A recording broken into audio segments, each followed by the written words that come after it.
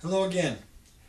This time I would like to read an excerpt from my current work in progress called The Caravan of Dreams.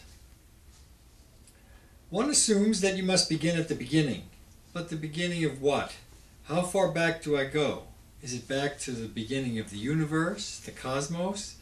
Is it back to the beginning of mammals, of chimpanzees, of gorillas, or humans?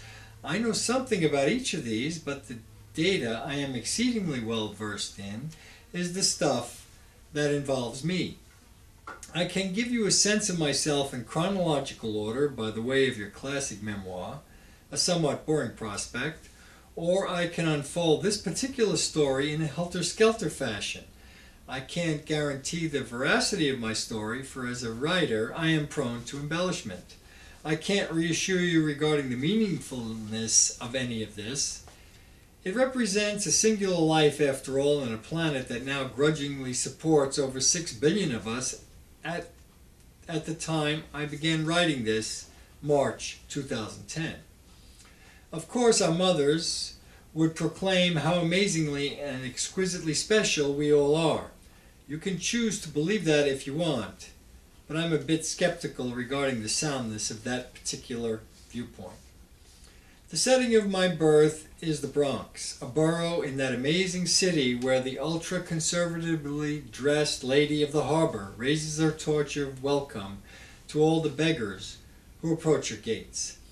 It was the Bronx of the 1940s and 50s, well before the digital age and immediately after that particularly barbaric era that encapsulated World War II, in which some 50 million human beings from all over the planet lost their lives in a spasm of ideological lunacy.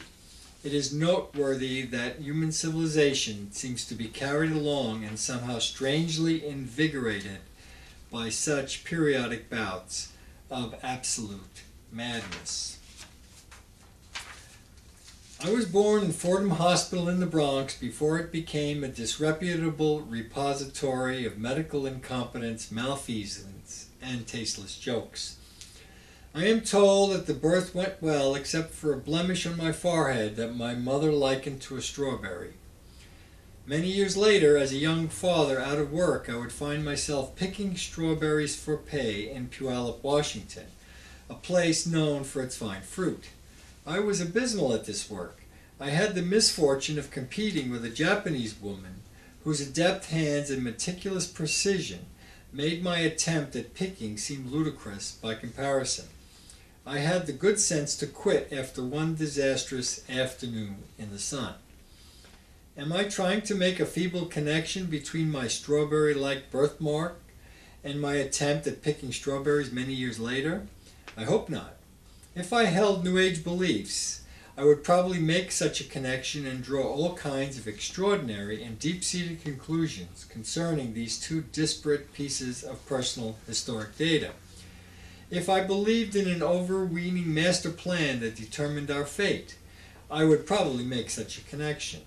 If I held that we are all tied to a great cosmic web of consciousness from which all events flowed and in which the past, present, and future all resided, I might make such a connection. I'm more inclined to believe that our individual brains are engineered to make sense out of the chaos by constructing a reality that we can live with and which gives us some measure of solace. Speaking of solace, I'm the author of this constrained prose and I can speak about anything I damn well please. There are many aspects of living that one has every right to take solace in.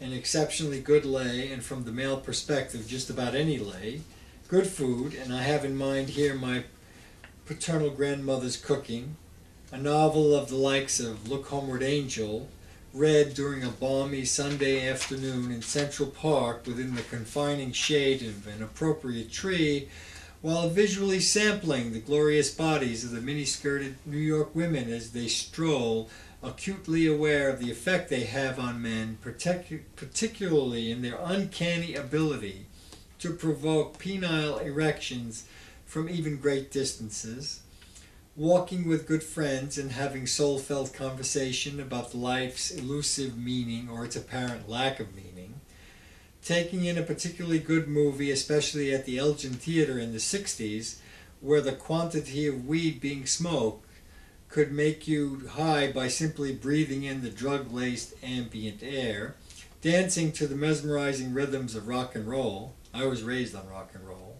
Involved in an act of creation, whether it be a poem, a drawing, or anything of the sort, where I can lose the self momentarily and enjoying limitless possibilities within the embrace of sweet solitude. When I was born, the telephone was a novelty. At first, we used the public phone that was in the lobby of the building. Finally, we got our own telephone, but it was a party line.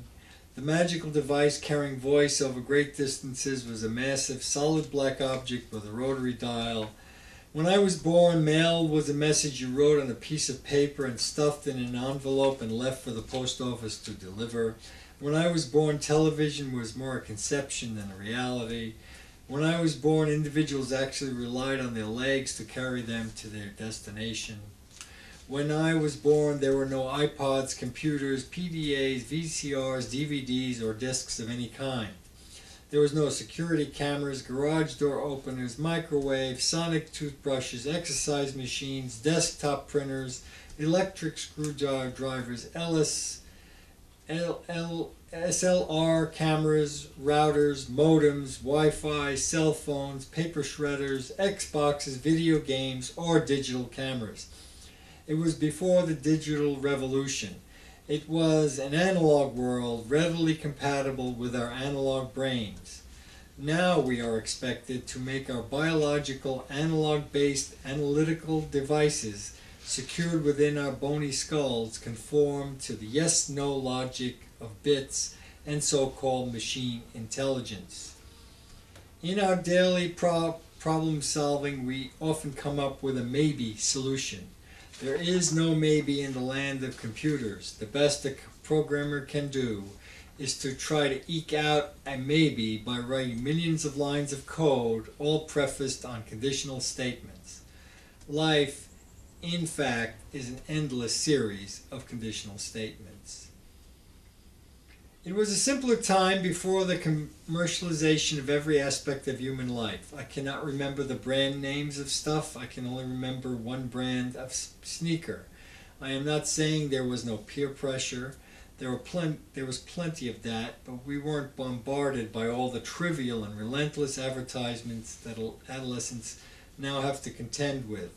There were no clothes that were proudly adorned with corporate logos. I think everything began to turn to shit with the advent of the transistor radio. All of a sudden, we began to carry around these miniature devices that would deliver their inane messages everywhere we went. I remember being so mesmerized by this technology that I would listen to it while I was riding my bike, a twin straight-chain beast that preceded the derailleurs that now are a standard feature on all my bicycles. This was just the beginning, for soon the television became affordable to the public at large, and soon our poor, ridiculous, and idle brains began to be filled with all the senseless, trivial, and utterly superficial information that has come to define the entire culture. There was time for solitude, there was time to be bored, and depend on the imagination to release that boredom.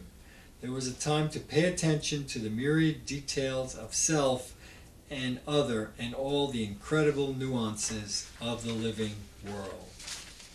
Thank you.